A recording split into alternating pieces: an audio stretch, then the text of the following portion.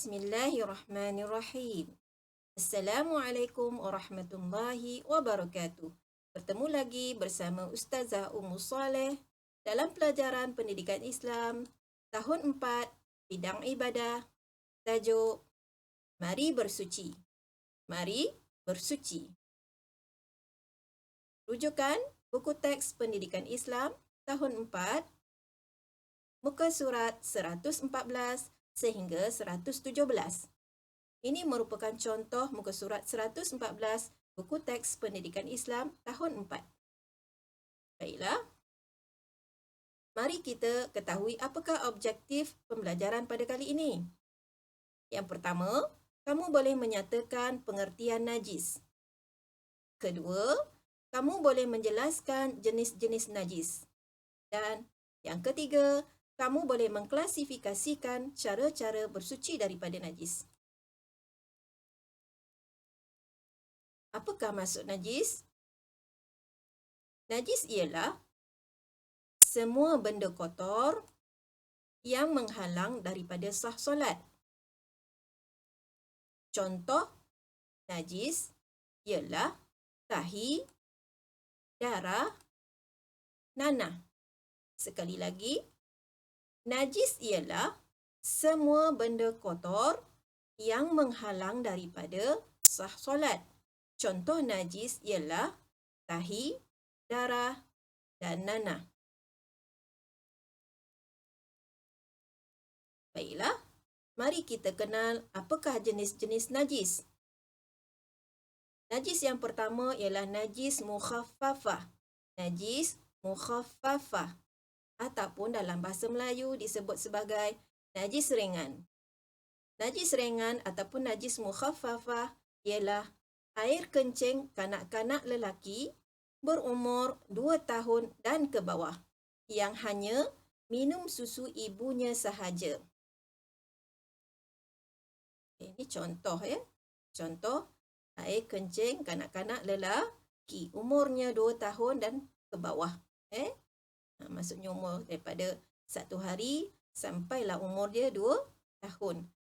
Air kencing kanak-kanak lelaki yang hanya minum susu ibunya sahaja dikategorikan sebagai najis mukhaffafah, najis ringan.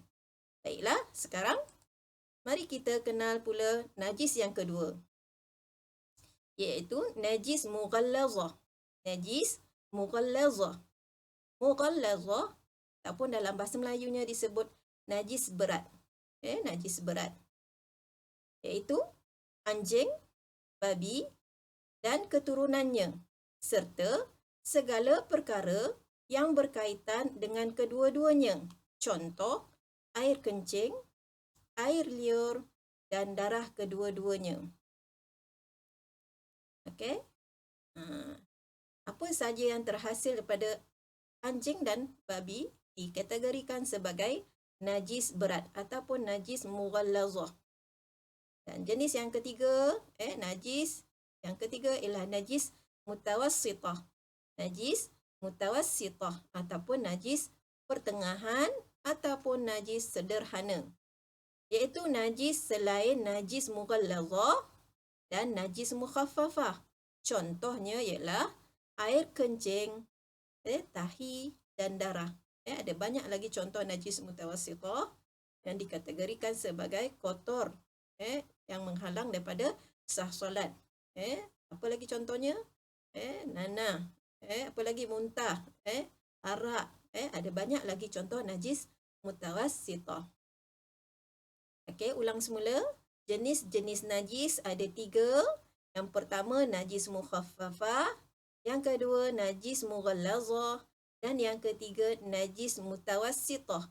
Mukhaffafah maksudnya najis ringan, mughallazah najis berat, mutawassitah najis sederhana ataupun pertengahan.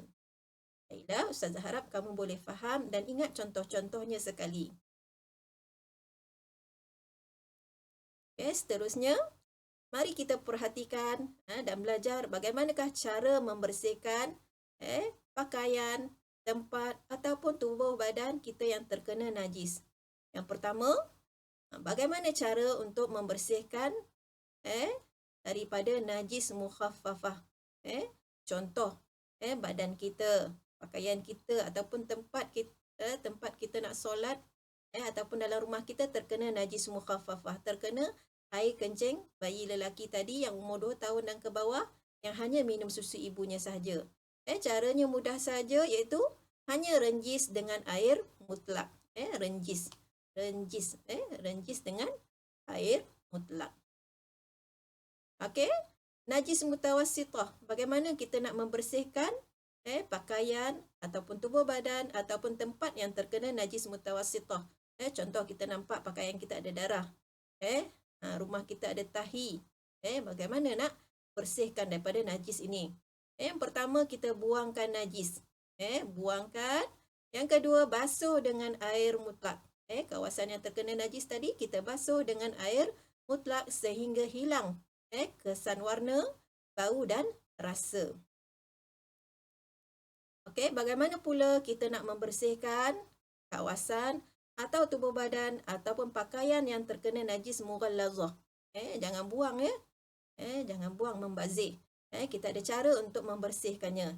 Yang pertama, buangkan dulu najis tersebut. Contoh, kita nampak ada tahi anjing ataupun air, dia ada nampak air kencing anjing. Kita buangkan dulu. Mungkin kita lap guna tisu yang buang, dibuang terus. Lepas tu, basuh dengan air tanah sebanyak 1 kali. Kawasan yang terkena tadi kita basuh dengan air tanah sebanyak 1 kali. Dan seterusnya kita basuh dengan air mutlak sebanyak 6 kali sehingga hilang kesan warna, bau dan rasa. Okey, rasa maksudnya bukan dengan lidah guna tangan kamu, guna kaki kamu, rasa tempat tu dah bersih. Barulah dikira tidak ada najis lagi. Ini adalah 3 cara untuk membersihkan najis mukhaffafah, najis ringan, najis mutawassithah, najis sederhana, dan najis mughallazah, najis berat.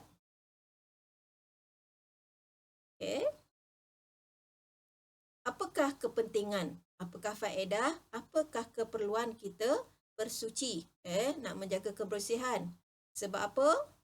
Menjaga kebersihan dan menjaga kesucian adalah amalan seorang Muslim, tak kira di mana dia berada, sama ada di rumah, di sekolah ataupun di tempat awam. Apa aktiviti yang menunjukkan kamu menjaga kesucian, menjaga kebersihan? Antaranya yang kamu lakukan di rumah ialah kamu mandi wajib, ataupun mandi yang biasa, mandi harian. Tayamum, tak ada air kita guna tayamum. Okey, di tempat awam, kita buang sampah ke dalam tong sampah di tempat yang disediakan. Okey, kamu memakai pakaian bersih dan kemas. Kamu juga membersihkan kawasan sekolah. Begitu juga bila berada di luar rumah, kamu memakai kasut supaya kaki kamu bersih daripada najis. Secara tak langsung juga menjaga kaki kamu daripada tercedera. Okey, begitu juga kamu beristinja dengan sempurna, bersih, sampai tiada najis, tak ada bau, tak ada warna, tak ada rasa najis tadi. Dan juga kamu sentiasa berwudu. Okey, jadi marilah kita amalkan. Jagalah kesucian dan kebersihan di mana pun anda berada, sama ada pada tubuh badan, pada pakaian, pada tempat dan persekitaran. Semoga Allah beri kita ganjaran pahala, kesihatan yang baik dan keluarga yang bahagia. Dan banyak lagi. Ustazah harap kamu faham apakah maksud najis, jenis-jenis najis dan cara bersuci daripada najis pada hari ini. Sekian.